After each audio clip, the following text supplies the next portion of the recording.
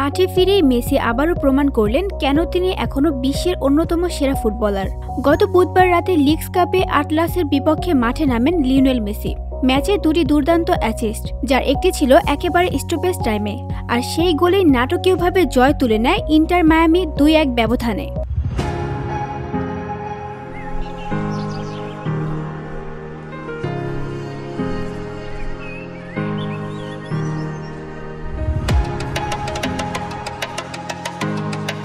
বিশ্রাম অনেকের জন্য ভালো হতে পারে, কিন্তু আমার ক্ষেত্রে নয়।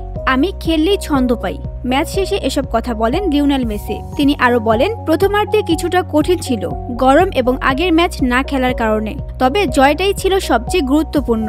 আমাকে খেলতে দিতে হবে, তাহলেই আমি নিজের সেরা ফর্মে ফিরতে পারি। শেষ মুহূর্তে মেসির দারুণ এক ক্রস থেকে মার্সেলো ওইগান্টের গোলে জয় নিশ্চিত করে ইন্টার মায়ামি। প্রথমে অফসাইডের পতাকা উঠলেও ভিএআর রিভিউয়ের পর গোলটি বৈধ ঘোষণা করা হয়। মায়ামির শেষ 27টি গোলের মধ্যে 21টি গোলে সরাসরি অবদান রেখেছেন তিনি। এই ম্যাচে অভিষেক হয়েছে নতুন আর্জেন্টাইন মিডফিল্ডার রদ্রিগো ডি পলের। মাঠে মেসির সঙ্গে বোঝাপড়াও ছিল নজরকাড়া।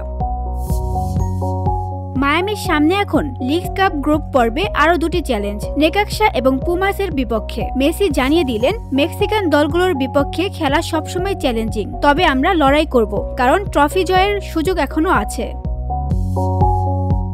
VOD Bangla news desk.